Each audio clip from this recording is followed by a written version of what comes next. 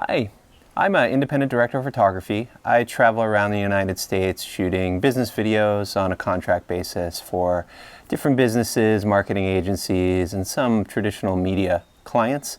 I'm primarily a cameraman, that is my trade, but often I have to do basic audio. The most common thing is just a simple one-person interview, and that's pretty much the extent of the amount of audio responsibility I'm able to take on while filling my primary role as the director of photography.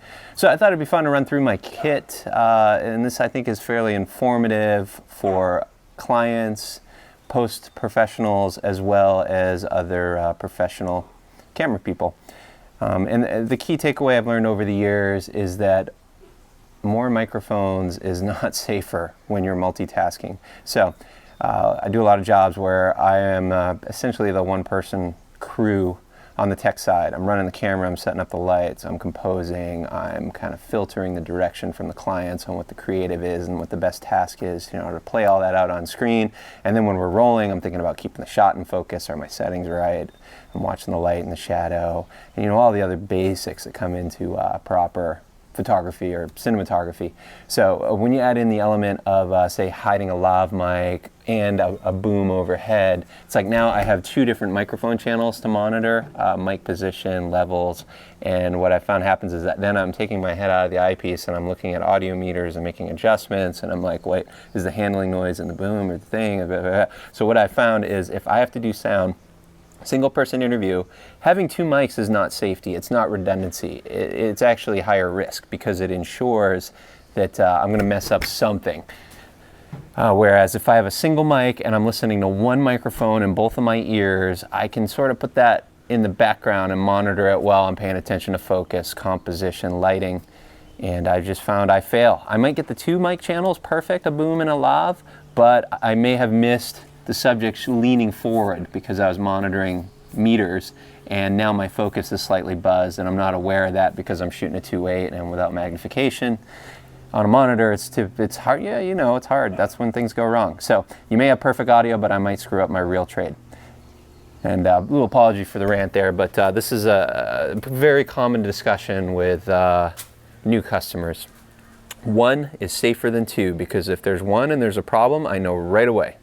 All right, so when I'm working locally in town, driving distance, this is my current tool chest of choice. I switched from a Magliner to this mechanics tool chest, and I absolutely love it. I've gotten rid of multiple equipment cases and replaced them with sliding drawers. I have one drawer that contains my audio. I'm gonna use my iPhone here to show you the cutaway. This is my audio world, contained in one small space. Carry a couple lav mics, a couple different boom options, a few XLRs, some windscreens, adhesive products, and that is it. When you get a phone call, it stops recording and it's a spam caller.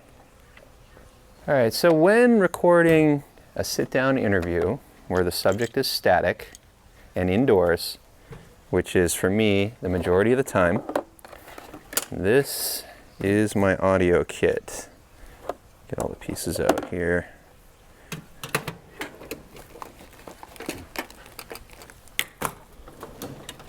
Whether or not I came in on an airplane or I'm working off of my van for a sit-down interview indoors with one person, this is my sound kit.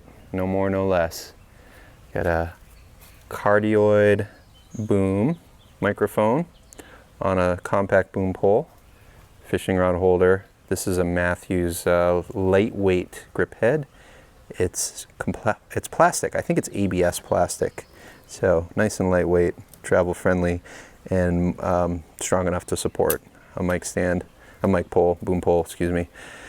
I got a little kit stand. I love these Lowell Uni 2s. They don't make them anymore, and I'm in the minority on these stands. The reason I like them is they have an extra wide base, and for LED lights and small boom poles, you don't need to carry sandbags with them, and they fit nicely in Pelican cases because they're short. XLR cable and a set of headphones. When I'm solo and setting up for an interview, I position the boom in the desired position, but I have it up in the air, say 2 feet above what I think is going to be the final frame. I get my shot lined up, I'll spin the viewfinder or a monitor on the camera so I can see it from the subject's position, and then I bring the mic into frame and I walk it out and give myself just a little bit of extra space in case the subject gets a little taller once we get going. And I found the key to clean interview sound from a camera person's perspective is this mic needs to be riding the edge of frame. If you've got more than a foot radius or sphere away from your subject, it's not going to be that great, but it's got excellent rejection. If it's right there on the edge of frame, sounds wonderful. People can be chatting in the background, footsteps, traffic noise, most of the time airplanes even, it's okay. Just roll with it, go with it, and it sounds beautiful. I get complimented often on how rich and wonderful the audio sounds. I do not like lavalier mics, the clothing noise. I'm going to try to be nice here. And people touch their clothing while they're speaking, and then the moment you pin a lav on, I find that my clients don't want to see the microphone, so now you're hiding the mic.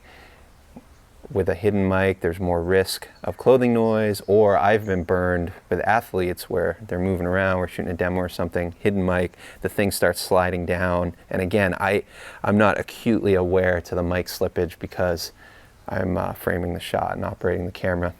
So again, if they're static, boom is my friend. Now, if we're outdoors and you introduce wind and more ambient background sound, that's when you switch to a different type of mic.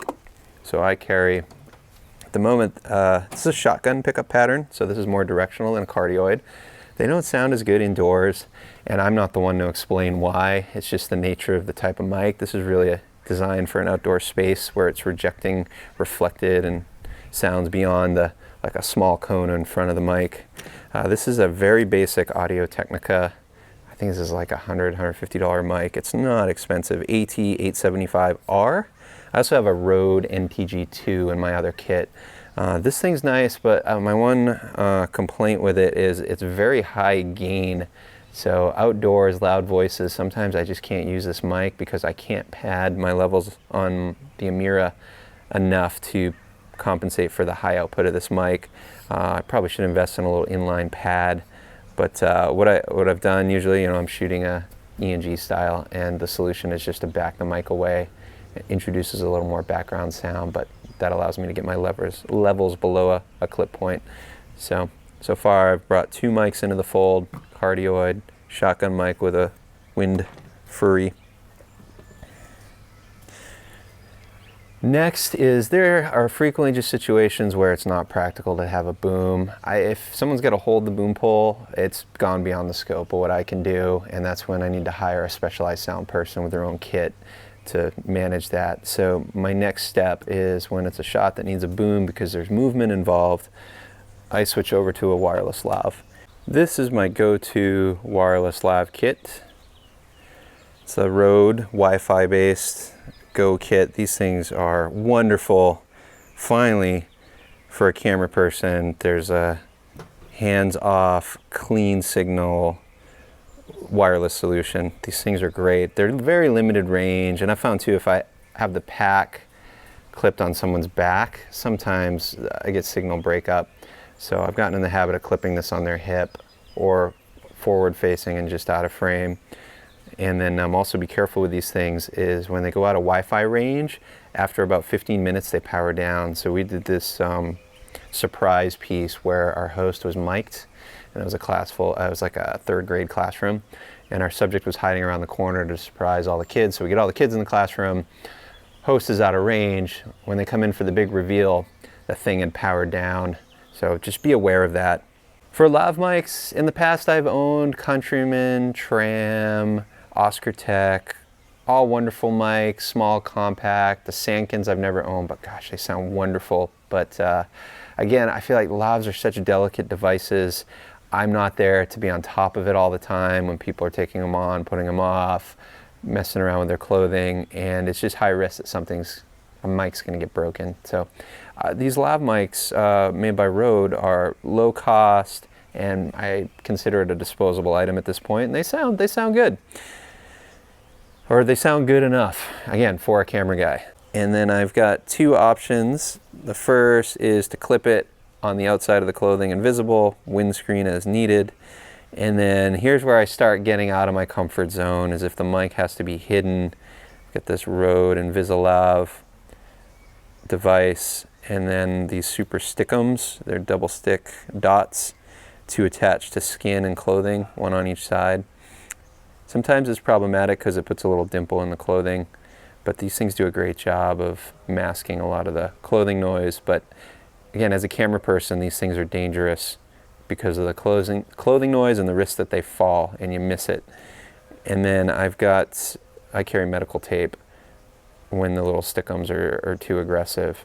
And the tape is kind of spongy and it helps to conceal the mic bulge through clothing. And a small pair of scissors to manage tape. And my third item is a rare backup tool, and I'm wearing it right now. It's a Tascam lavalier recorder. This thing's great. This would have been the thing to use in that classroom situation where the mic went out of range and came back. It's just a standalone recorder, also low cost. And I found for making these little YouTube videos, I actually prefer this because I can wander around the house, and I've eliminated the risk of RF dropouts. And I'm not wearing headphones because I'm a one-person show here, so just one less variable to risk on something going wrong while I'm recording. I keep a second Rode wireless lav kit in a bag, Ziploc bag, including a set of earbuds. I have this so it's just a quick grab when I'm out in the field. This actually happened last Sunday. I had a little surprise. Hey, we want to pin a lav on this person while we're shooting some B-roll. So I was able to just open the drawer, grab this stuff in my pocket and go, and just be ready to mic up in the field. So I found this works really well, just having one mic in a bag, all the pieces including earbuds. And then the final piece is I carry a few XLR adapters. So there are certain situations, hospitals, airports, sometimes military facilities, downtown Los Angeles on the higher floors of buildings. There is so much RF flying around that you can't rely on a radio pack. So I've got these line to XLR, mic to XLR adapters so I can hard patch a lavalier mic when a situation requires it. And there you have it. That is a rundown of my audio kit as an independent director of photography. And like I said, if it gets beyond more than one mic in play at a time, that's when you really need to consider hiring a professional location sound mixer. They come out with their own specialty tools and equipment, and it's their dedicated role for the day, all of which will ensure that audio will not be secondary to images. You can hear the single-engine airplane circling overhead. Be curious to see, would you consider that a showstopper right now in the context of a how-to video like this, or is that okay? That's an interesting thing. As a camera op, I would probably say, nah, we're fine, let's keep going. I don't want to disrupt the flow. However, a career sound person where that's their key role is getting you pristine audio and not getting the phone call later that, hey, there's an airplane noise. And what's up? You didn't stop me because of that. That's an interesting balance too. I've found in some situations, being the cameraman in the moment, it's better to just go with it and embrace the sound interruptions. In the context of the piece, it's fine. I'm outdoors. It's a real space. And when I'm traveling on the road and we hire local sound people, everyone's got a different opinion and filter, and it's going to be based on what their experience was with their previous set of clients. So that's an interesting judgment call. I don't know what the right answer is, but I, as a image maker, always lean in the side of let's keep going, let's get the shot, keep that interview sincere, don't take them off subject. That second take, second response is rarely as genuine as the first. So I say go with it. Maybe that's not always the right decision. Let me know what you think in the comments below, and you can learn a little bit more about what I do and the services I offer on my website. It's wintersmediagroup.com. Thanks for watching.